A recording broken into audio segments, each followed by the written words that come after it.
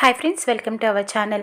సీతని వాళ్ళు ప్రశ్నిస్తూ ఉంటారు. లలిత, శివకృష్ణ ఇద్దరు కూడా రామ్ ఇలా పంపించేయడం అసలు కరెక్ట్ కాదు, మహాలక్ష్మి మాట విని అని కోప్పడుతూ ఉంటుంది. రామ్ మామ తప్పేమీ లేదమ్మా, మామ ఎటు తేల్చుకోలేని స్థితిలో ఉన్నాడు. నేను అటు వాళ్ళ పిన్ని మధ్యలో మామ నలిగిపోతున్నాడు అని చెప్పడంతో నువ్వు ముందు ఆ రామ్ని, నీ మామని వెనకేసుకురావటం ఆపు సీత. ఎందుకంటే నీ మీద ఆ మాత్రం నమ్మకం లేదా రామ్కి? మొన్న సుమతి విషయంలో నీ మీద నమ్మకం ఉంది కదా, చంపలేదు అని చెప్పి, మరి ఇప్పుడు ఎందుకు వాళ్ళ పిన్నిని నువ్వు చంపావు అని అనుమానిస్తున్నాడు?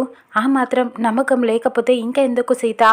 ఇందులో రామ్ తప్పు కూడా చాలా ఉంది అని అనటంతో సీత మౌనంగా ఉండిపోతుంది.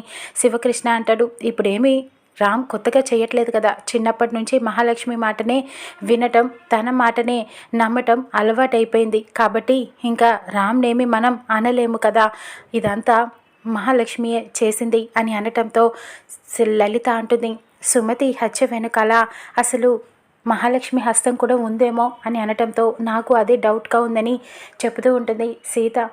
అసలు సుమతి చనిపోయే ముందు ఎవరితో అయినా ఏమైనా గొడవ పడిందా అని అడుగుతూ ఉంటాడు శివకృష్ణ. ఇకప్పుడు సీత జరిగిందంతా గుర్తు చేసుకుంటుంది.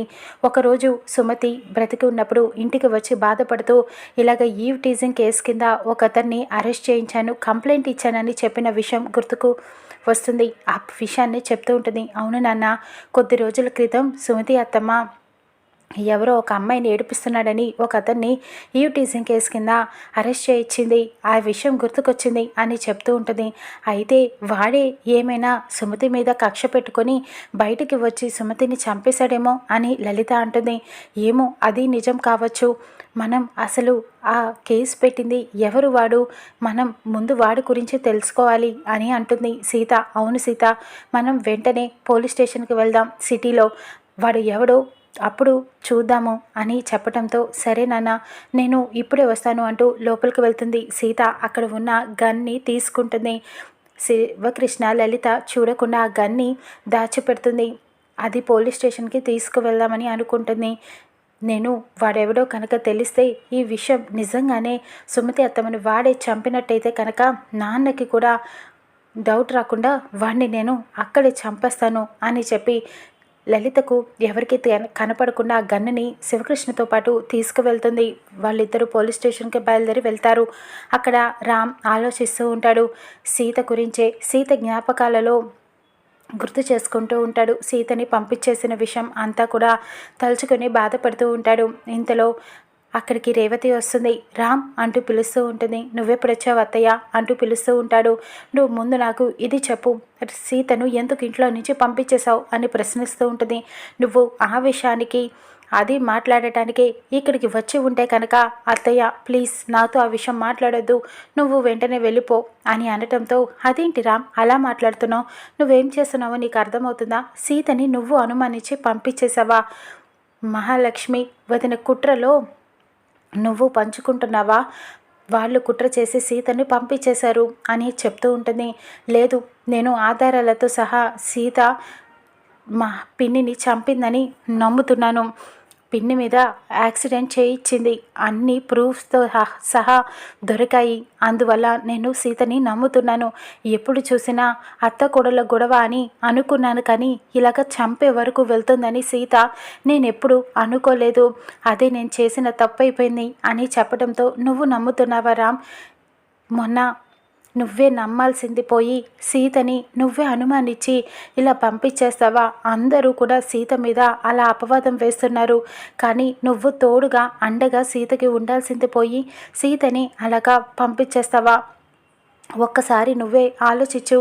సీత అందరికీ మంచి చేసే మనిషే, కానీ ఇలాగా అన్యాయం చేసే మనిషి కాదు. సీత గురించి నీకు తెలియదా? నాకంటే నీకే ఎక్కువ తెలుసు కదా, ఇది కరెక్ట్ కాదు, నువ్వు వెంటనే వెళ్ళి సీతని తీసుకొనిరా అని చెబుతూ ఉంటుంది. ఇకప్పుడు రామ్ మౌనంగా తల అడ్డంగా ఊపుతూ ఉంటాడు. తీసుకురాను అని చెప్పి, అయితే సరే తీసుకురావా అని చెప్పి అక్కడి నుంచి కోపంగా వెళ్ళిపోతూ ఉంటుంది రేవతి. ఇక రామ్ ఆలోచిస్తూ ఉండిపోతాడు. ఇక్కడ మహాలక్ష్మి ఆలోచిస్తూ ఉంటుంది.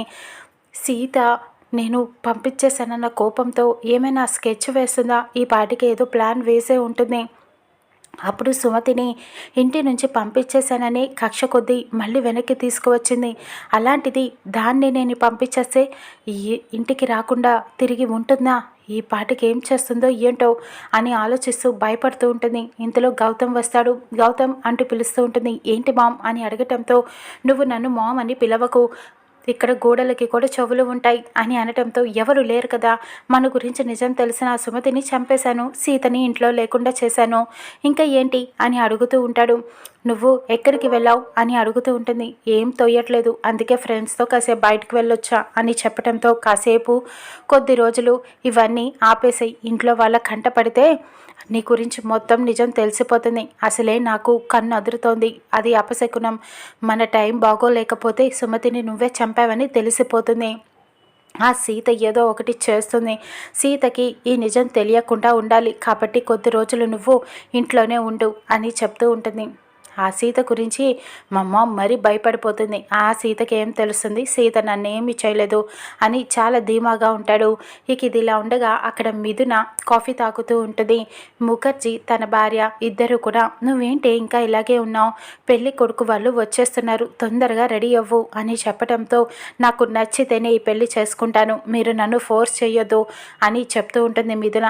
సరే అని ముఖర్జీ ఒప్పుకుంటాడు. ఇక చీర కట్టుకొని రమ్మని చెప్తుంది. పెళ్లి వాళ్ళు వస్తారు, వాళ్ళకి జ్యూస్లు అవి ఇస్తూ మర్యాదలు చేస్తూ ఉంటారు. ముఖర్జీ వాళ్ళు పెళ్లి కూతురు ఎక్కడా అని వాళ్ళు అడగటంతో, అదిగో వస్తుంది అని చెప్పడంతో మిథున పెళ్లి కూతురుగా పైనుంచి కిందకి వస్తూ ఉంటుంది. కానీ ప్యాంట్ షర్ట్లోనే వస్తుంది. వీళ్ళు చూసి ఆశ్చర్యపోతారు. ఇదేంటి ముఖర్జీ గారు, మీ అమ్మాయి అంటే చాలా లక్షణంగా ఉంటుంది అనుకున్నాము, సాంప్రదాయంగా ఎంత యుఎస్లో చదువుకుంటే మాత్రం ఇలాగా ఉండేది అని అడుగుతూ ఉంటారు. నాకు ఇలా ఉండటమే ఇష్టం, నేను ఇదే ప్రిఫర్ చేస్తాను అని మిథున ఖరాఖండిగా చెప్పేస్తూ ఉంటుంది. చీర కట్టుకొని రమ్మన్నాను కదే, నువ్వెందుకు ఇలా వచ్చావు అని వాళ్ళ మామ్ తిడుతూ ఉంటుంది. ఇక పెళ్లి కొడుకు పరిచయం చేసుకుంటాడు. తను కాలు మీద కాలు వేసుకొని కూర్చుంటాడు.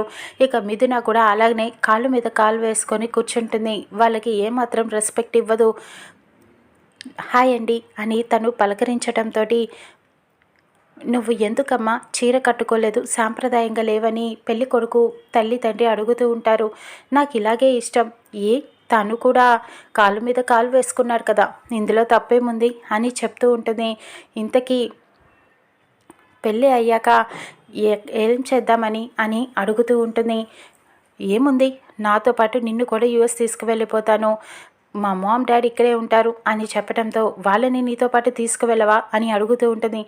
వాళ్ళతో మనకేం పని ఉంది, వాళ్ళు చదివించడం, మనకి జాబ్ ఇప్పించడం వరకే తోడు ఉంటారు, ఇక తర్వాత వాళ్ళకి మనకి ఏం సంబంధం ఉంది అని తల్లిదండ్రుల గురించి చాలా అమర్యాదగా మాట్లాడుతూ ఉంటాడు. ఇక అప్పుడు మిథునకి కోపం వస్తుంది. షటప్, ఇక మీరు బయటికి వెళ్ళిపోవచ్చు, తల్లి తండ్రి అంటే ఎవరు, కేవలం వాళ్ళని ఇలా అవకాశంగా వాడుకుంటావా, అలాంటప్పుడు నువ్వు నాకు అవసరం లేదు, మర్యాదగా మీరు వెళ్ళిపోండి అని బయటికి పంపించేస్తుంది. ఏంటి ఇలా అయితే ఎలాగా అని చెప్పి వాళ్ళ మామ్ అడుగుతూ ఉంటుంది.